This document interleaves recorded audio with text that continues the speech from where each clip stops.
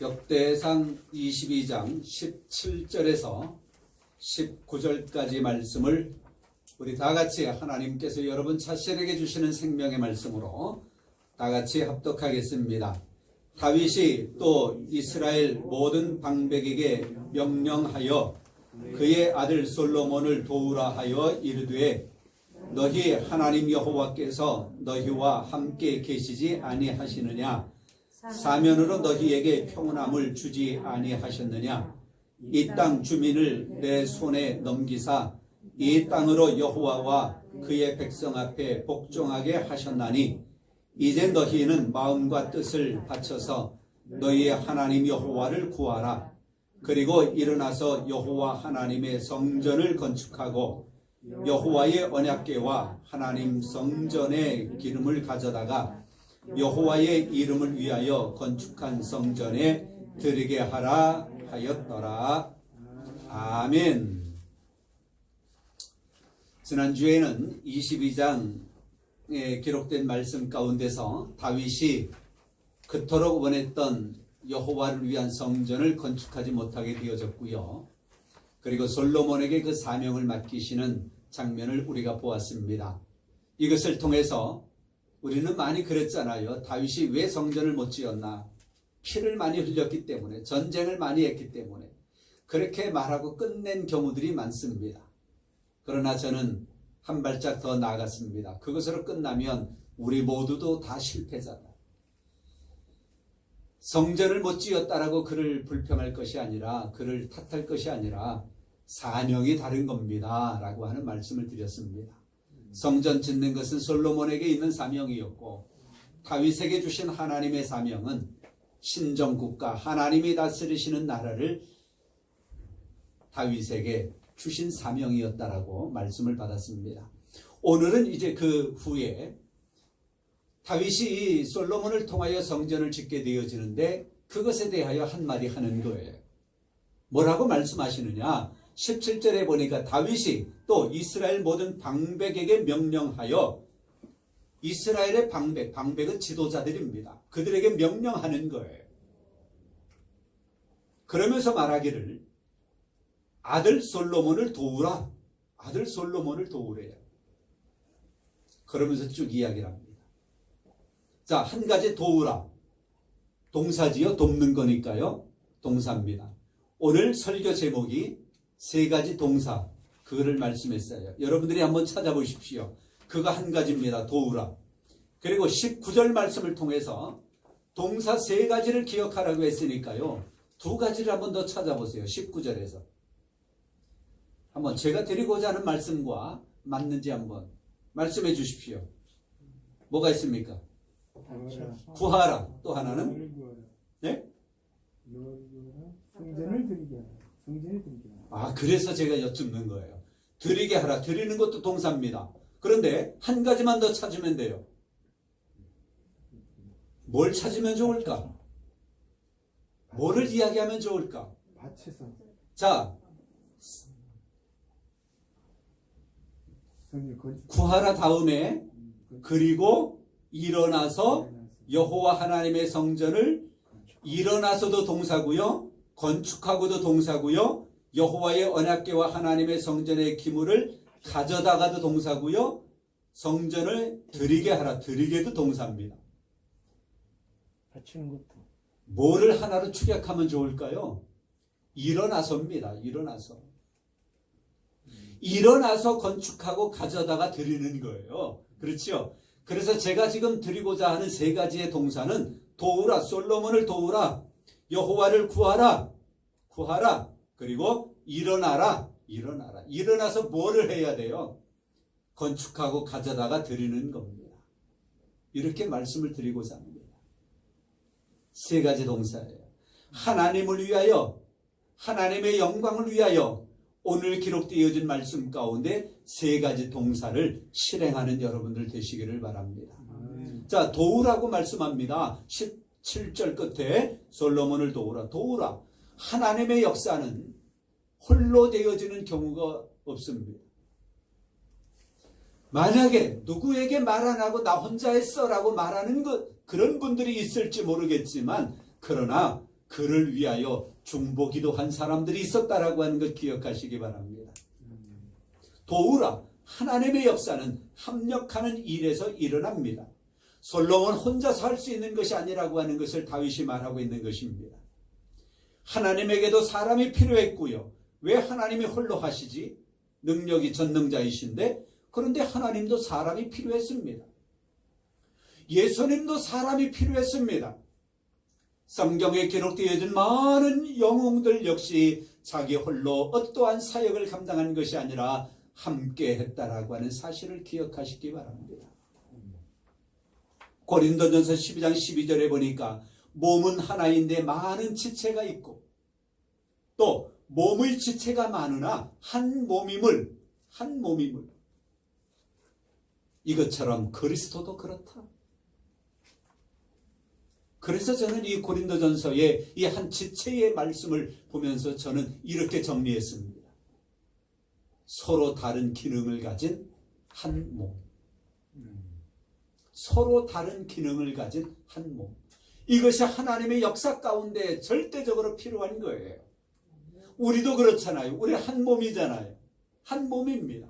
그러나 우리의 몸속에는 얼마나 많은 지체가 있어요. 지체라고 하는 것은 손, 눈, 귀, 코, 발, 내 속에 보이지 아니하는 장기들, 이런 모든 것들을 지체라 그래요. 서로 다른 기능을 가지고 있단 말입니다.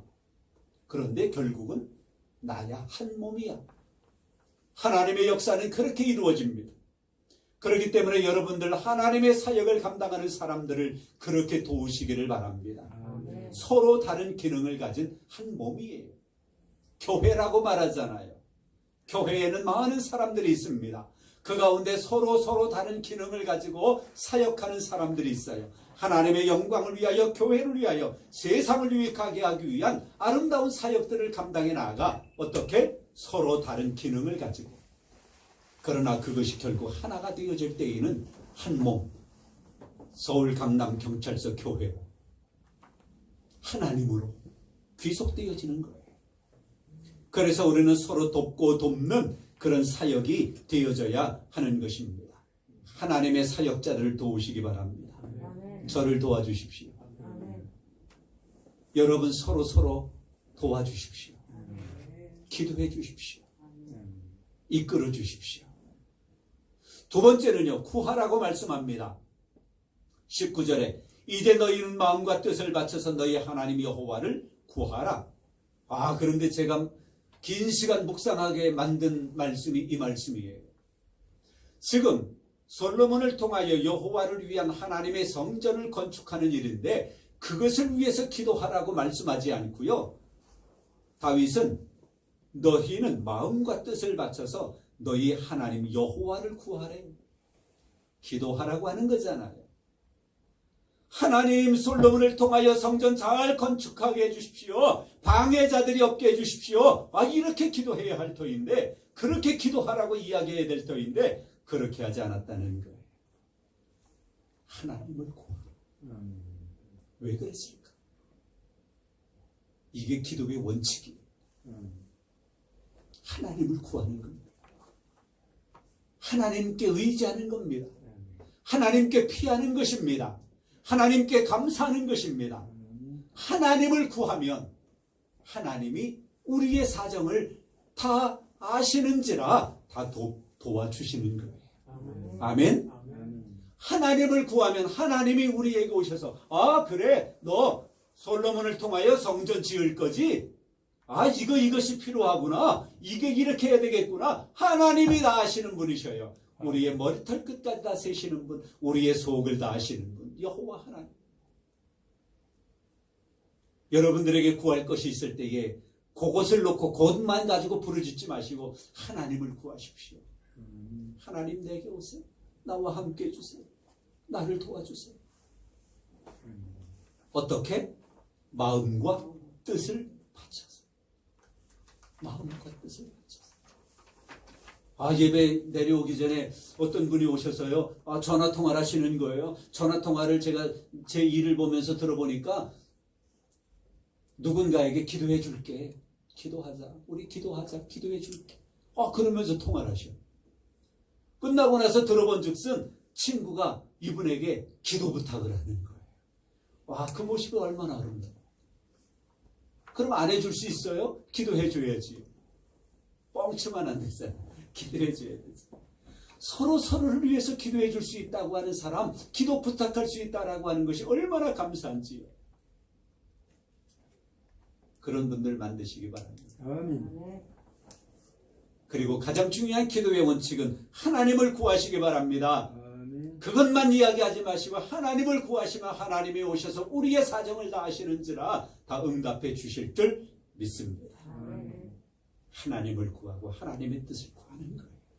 세 번째 동사는 찾기 어려웠잖아요. 일어나서입니다. 일어나서.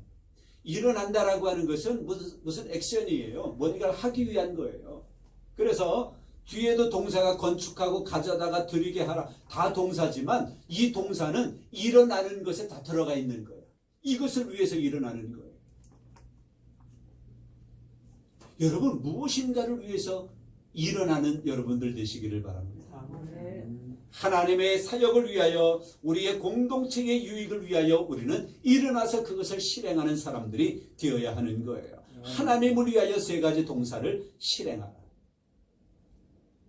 중국의 복음 전도자 중에 한 분이 써놓은 책이 있습니다. 좌행참. 좌는 한문, 중국이니까 한문이잖아요. 앉을 좌자, 행자는 행하다, 행할 행자. 참자는 우리가 많이 안 쓰는데요. 역, 마을, 참이라고 하는 한자가 있어요. 설립자 옆에 점자 쓰는 거. 이것이 일어나다라고 하는 의미를 가지고 있습니다. 참자가 일어나라. 그러니까 서라. 그런데 그 책, sit, walk, stand, 이 좌, 행, 참, 여기에서 좌는 뭐냐? 앉는 것은 그리스도 안에서 신자의, 성도의 지위를 말하는 거예요.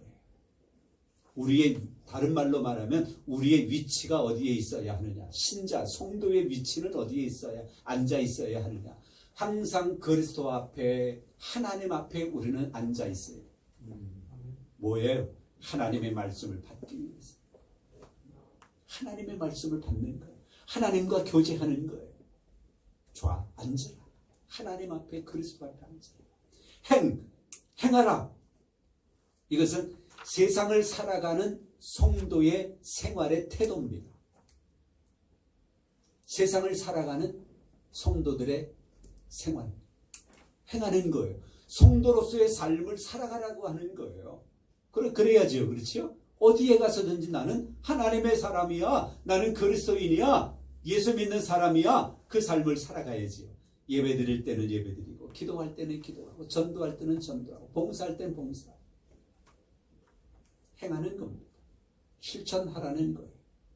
그런데요, 이 행하라고 하는 것보다 더 구체적인 것이 있습니다. 서라는 거예요. 스탠드, 참. 일어서다. 일어서야 되는 겁니다. 이것은 행하라고 하는 것과 어쩌면 비슷한 것 같지만 더 구체적인 거예요. 그래서 그 책에서는 그렇게 말합니다. 원수를 대적하는 성도들의 태도가 참이다. 일어서야 하는 것이다. 왜 일어서느냐? 원수를 대적하기 위해서 일어서는 것이다. 그리고 이것은 행하는 것의 적극성을 말합니다. 성도의 생활? 무수히 많잖아요. 그렇죠? 굉장히 성도의 생활 말하면 뭐 손으로 꼽으라고 하면 굉장히 많이 꼽을 수 있을 거예요. 그러나 서라, 이것은 악마를 대적하기 위하여 목적이 분명하잖아요.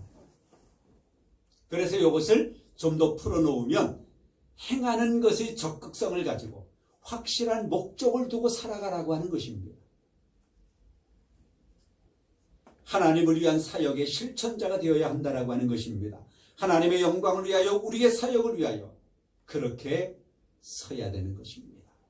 그렇게 행해야 되는 것입니다. 목적을 두고 향방 없이 다른 박질하는, 아무리 달리기를 잘해보세요. 꼬린 지점에 테이프를 끊지 않으면 아무 소용이 없잖아요. 아무리 핵주먹을 가지고 있다라고 해보세요. 권투 선수가 상대방의 급소와 얼굴을 때리지 못하면 아무리 철강 같은 주먹을 가지고 있다 하더라도 그 권투 선수는 무용지물이에요.